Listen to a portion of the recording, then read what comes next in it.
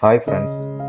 அன்னைக்கு ஒரு நாள் நான் என் ஃப்ரெண்டை பார்க்க அவன் ஒர்க் பண்ணுற எஜுகேஷன் இன்ஸ்டியூட்டுக்கு போயிருந்தேன். அவன் ஒர்க் பண்ணுற எஜுகேஷன் இன்ஸ்டியூட்டு பார்க்க கொஞ்சம் நீட்டாக க்ளீனாக தான் இருந்துச்சு.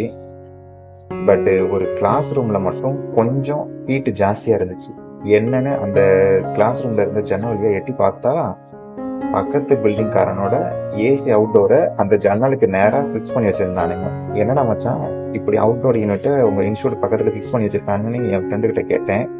அவன் உடனே, அவனுங்களுக்கெல்லாம் அறிவு இருக்கா இல்லையான்னு கூட தெரியலடா, இத்தனைக்கும் இது ஒரு பிரபலமான பேங்க்குடா, அந்த பேங்க்கோட அவுட்டோர் ஏசியை இப்படி ஃபிக்ஸ் பண்ணி வச்சுருக்கானுங்க, அவனுக்கு சுத்தமாக அறிவு கூட இல்லைன்னு நினைக்கிறேன்டா அப்படின்னு என்கிட்ட சொன்னான். அது மட்டும் இல்லாமல் அவனுங்க குழுகுடுன்னு இருக்கிறதுக்காக இப்படி படிக்கிற பிள்ளைங்க கஷ்டப்படுத்துறானுங்கன்னு வேற சொல்லிட்டு இருந்தான். இது இல்லாமல் இந்த 2 பில்டிங்கும், அதாவது இவன் இவன் ஒர்க் பண்ணுற பில்டிங்கும் அந்த பக்கத்து பில்டிங்க்கும் 2க்கும் ஒரே ஓனர் தான் வேற சொல்லிட்டு இருந்தான். அவரும் இதை பற்றி எதையுமே கண்டுக்கலடான்னு வேற சொன்னான். என்ன மனுஷனுங்க இந்த பேங்க்காரனுங்க!